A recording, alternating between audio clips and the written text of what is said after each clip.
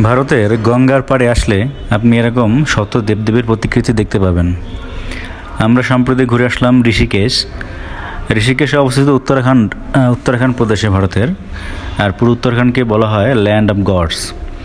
প্রাচীন মহাভারত এবং রামায়ণের যত পৌরাণিক গল্প আছে সেই গল্পের সকল ক্যারেক্টাররা এইখানে বিলং করতো, এই অঞ্চলে। এবং ধারণা করা হয় এই গঙ্গা, এই অঞ্চল, এই মাটি, এই বাতাস পবিত্র এবং সেই সকল দেবদেবীদের উপস্থিতিতে এই অঞ্চল সবসময়ই আলোকিত ছিল। এই অঞ্চলটাকে বলা হয় একটা স্পিরিচুয়াল অঞ্চল।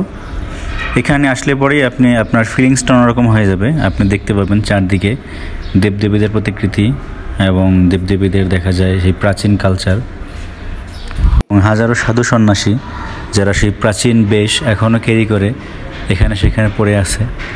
আর আপনাকে মনে করিয়ে দিবে সেই প্রাচীন যুগের কথা, মহাভারতের সময়ের কথা, রামায়ণের সময়ের কথা। অঞ্চলটা এতটাই হোলি যে এখানকার গঙ্গার জল কেউ নষ্ট করে না। এখানে সবাই গঙ্গায় স্নান ঠিকই করে, কিন্তু জল কেউ নষ্ট করে না এবং স্নান করার সময় কেউ সাবান শ্যাম্পু ব্যবহার করে না।